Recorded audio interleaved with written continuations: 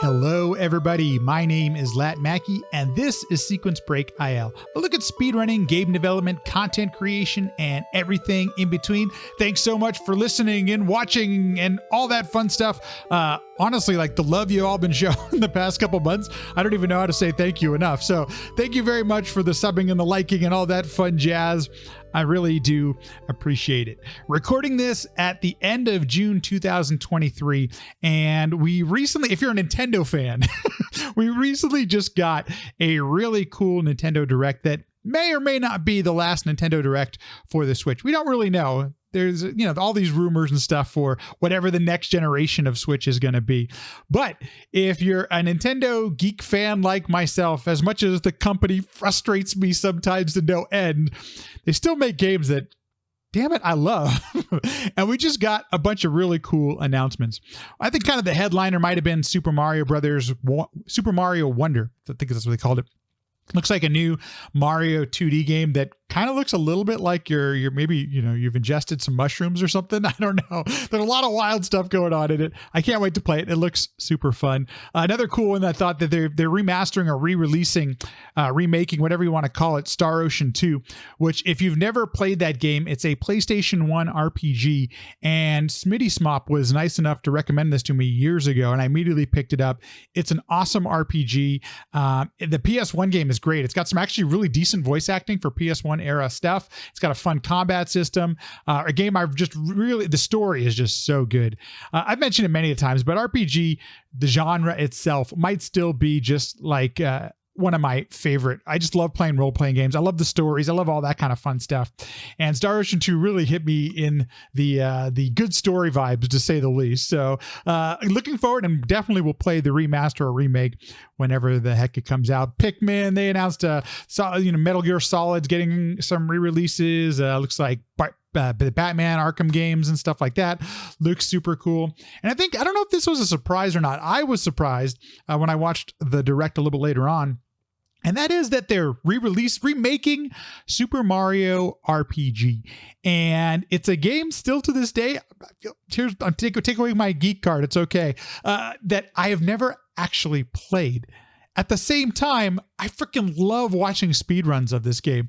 I would say the people I've watched the most are Pidge01 and Lack Attack speedrun this game, and watching them play randomizers and stuff like that.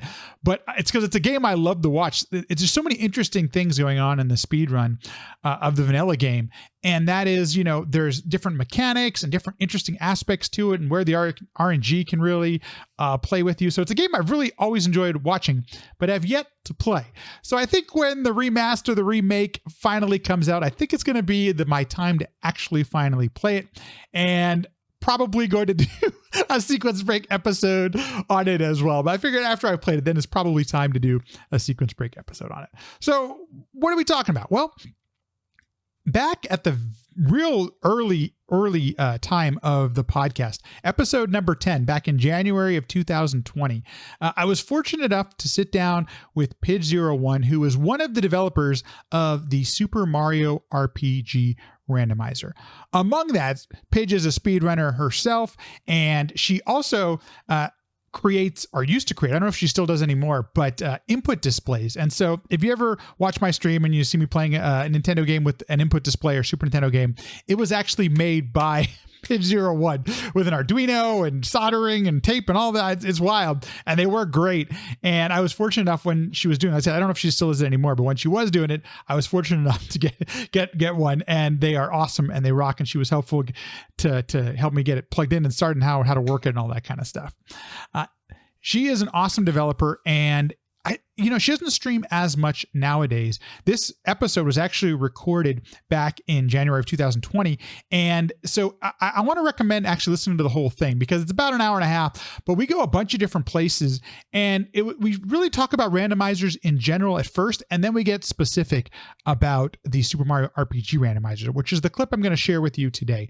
We go over a little bit about the history, but then how the hell does a randomizer work, and how do you program that in, and how does the logic work?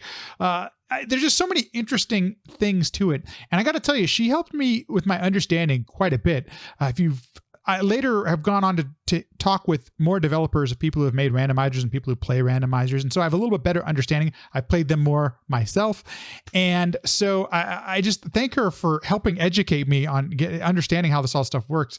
But then it's super impressive what her and the entire team have done now, supporting this randomizer for years at this point.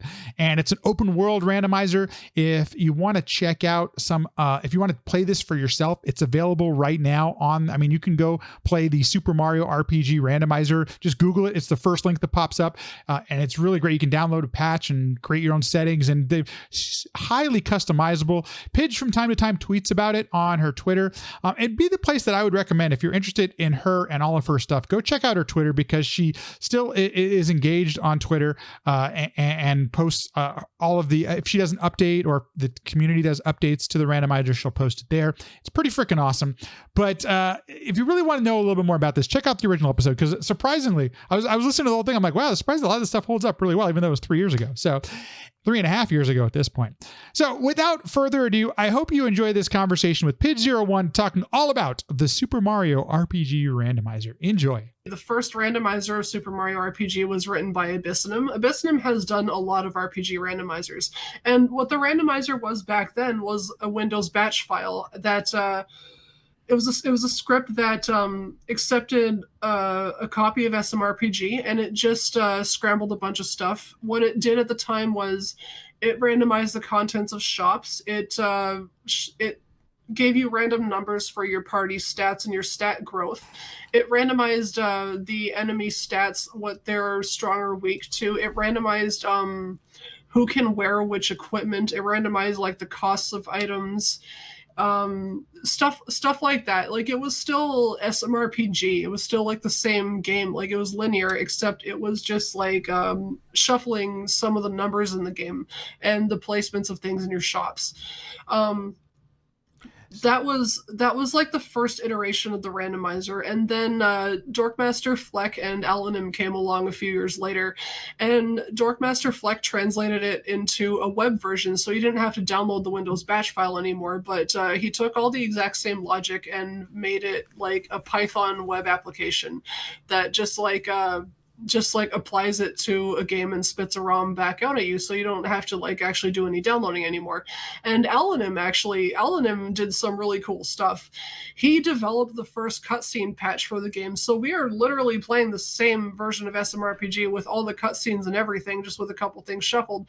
Alanim actually came along and he made a patch for the game that was integrated into the randomizer that shortened or removed all the cutscenes so you can get through them very fast, because you play the game so many times you don't want to have to like through everything, especially when it's in a randomizer and you can kind of get some really unexpected results, like enemies that you have to fight after a series of cutscenes that just like destroy you, and you have to go through the cutscene every time you want to attempt it again. So that was getting like kind of tiring for a lot of people. They didn't want to play the randomizer too much, like because of that. So he removed that cutscene, and then that kind of like that also made it like people want to play it a lot more often. Right. But one of the kind of downsides of SMRPG Randomizer at the time was that the contents of chess were not randomized. In fact, that was not done until earlier this year, and I actually helped with the code for that.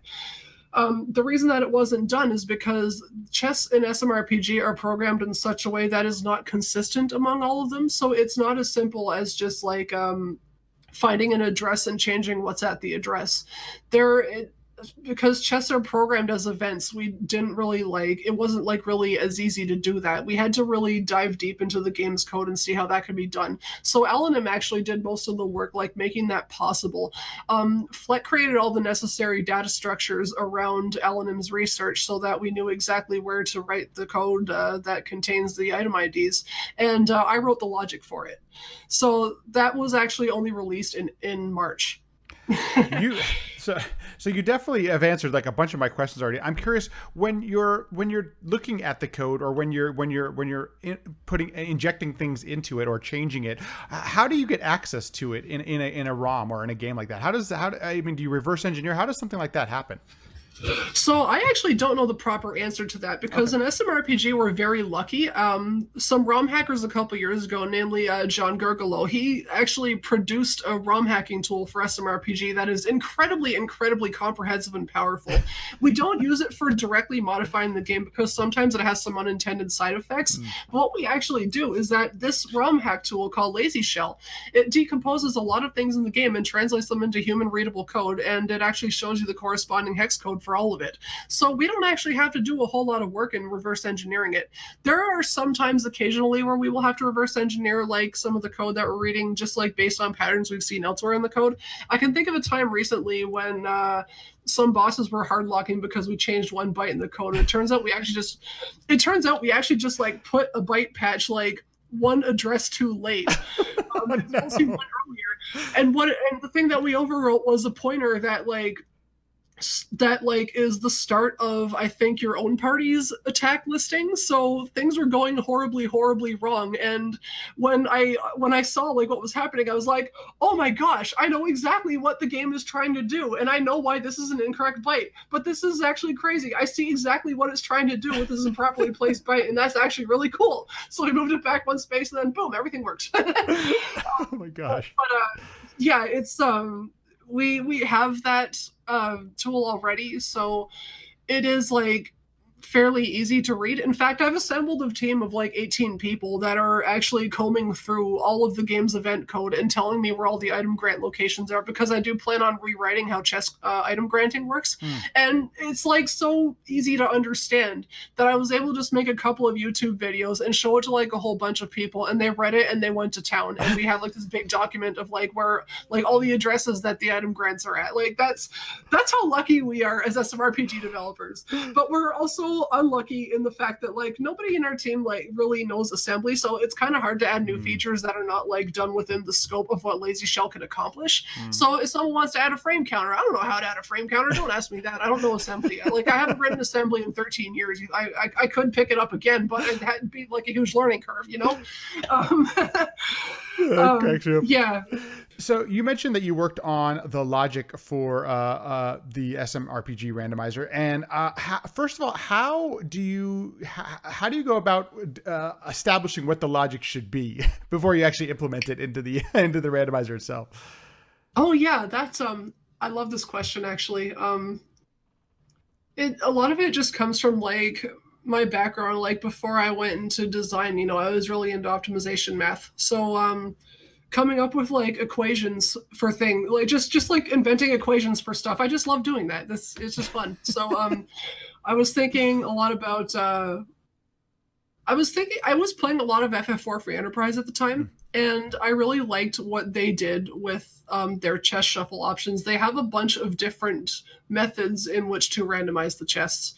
So I was trying to do something similar. So in FF4 Free Enterprise at the time, what they had was you could either do randomization where literally anything can appear anywhere, or you could have randomization where literally anything can appear anywhere except for the very best item in the game. Like you're not going to find adamant armor, you're not going to find Stardust Rod. They have another option where you randomize what's in the chest, but generally chests that are harder to access will have better items. That was what I thought was really interesting. That's cool. So the logic for SMRPG randomization is actually all done in Python. We do like a lot of Python code, and what the Python code is, it determines the ultimate order of where everything is supposed to go, and then it translates that into a ROM patch that you can apply to the game, and it applies it to the game and spits out a ROM at you. So the Python code is actually like, Python is known for being a very human readable programming language. In fact, I didn't know any Python at all until I started working on SMRPG Randomizer, just because I heard it was an easy language to pick up. So I just read it. I was like, okay, I think I kind of understand what's going on here. So the first thing I did actually was rewrite the shop code, because the shop randomization code was written for the original randomizer that Abyssinium made, and that was written for the game being linear.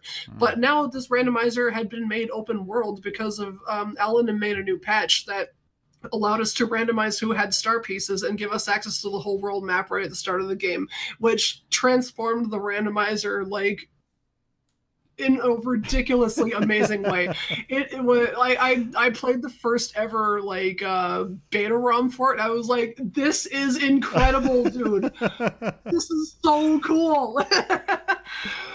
So yeah, we do it all in Python, and I actually looked at a list of all the chests that Alanim had compiled data for. He had done some ROM hacking that allowed it to be easier to patch items into those chests, and he made a big list of them that Fleck used to make the data structures for them. And I went through and I made an Excel document of ranking each of the chests in terms of how easy they are to access. And that was kind of how I made like the balance chest option was generally a harder to access chest will contain a better item. Now, a better item was probably even harder to write than like determining what's a better item was harder to write than determining what's a harder chest to access, because a harder chest to access is, okay, I know this is behind 2 progression items, so this one will be ranked higher because you need more stuff to get there. Or you need to do a boss fight to get here, or you need to traverse through a really long dungeon to get here, that kind of stuff. In SMRPG Randomizer, the properties of your equipment can be randomized, so they can, like, the shirt that gives you like 3 defense or whatever it is could suddenly have KO protection. Like that's a big deal. Like, yeah. KO protection is a huge deal. There are a lot of unblockable like one-hit KO moves in the game that just don't work on you if you have that item equipped.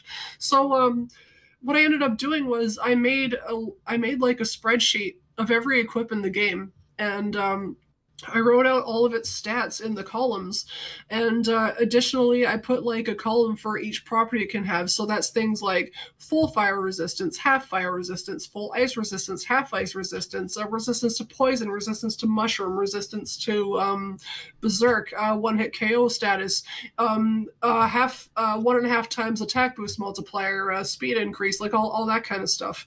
And I had to, like, with a lot of trial and error, I came up with a formula on like just calculating a score for each item and then outputting a rank for each one. And I just fine-tuned that until like I saw a ranking system that like I kind of agree with from my knowledge of the original game. Sure. And then Fleck generated a bunch of test seeds for me that spat out all the equip data to a spreadsheet. And then I ran that formula on all those spreadsheets to see like if I kind of agreed with the assessment that my formula made. And if I didn't, well, back to the drawing board. And eventually I came up with a formula that I thought was like very fair for calculating how good an item is relative to all the other items in the game. And so that would be able to divide all the items in the game into one of 4 ranks. So you have like your 10 or 15 best items in the game. Those go in the hardest to access chests. Then you have your next 20 items. Those go in like sort of hard to access, but not as hard as like the top 15, and so on and so forth. And that was like the logic that I had to write for chest and shop randomization. Actually, shop randomization is similar. It's like harder to access shops get better stuff, or you can just randomize everything anywhere, up to you. But the rank of the item and its score actually determines the price of the item. So that was another formula that I had to adjust. That was the first thing I did as part of the development team for the randomizer, was come up with that stuff and just implement the logic for it. And it's like constantly undergoing revisions. I'm always thinking about like ways to make it better that I just haven't implemented yet, but I have like a huge notepad file on my phone of things I want to change about. I've been playing OOT multi-world here and there. I've been working on some other projects, but that's kind of like the direction that I would like to take SMRPG Randomizer, is to have it be much more customizable. So I've actually like written an interface for it and shown it to some people who play the randomizer like religiously, and they are so excited. But you know, I'm only one person on the team. There are actually 9 developers credited with the SMRPG Randomizer, and they're all excellent, amazing people, and we all work on different things. So it's like, it's a really, really cool team. Thanks everyone for listening and watching. If you'd like to get in touch with the podcast, sequencebreakpodcast.com. All the info is there for social media, email, all the back episodes, all that kind of fun stuff. sequencebreakpodcast.com. Trying some live streams Wednesdays when I'm available on twitch.tv/retrogaminglivetv. So if you'd like to see the live version of the podcast, twitch.tv/retrogaminglivetv. Hope to see you there, and I hope to see you in the next one.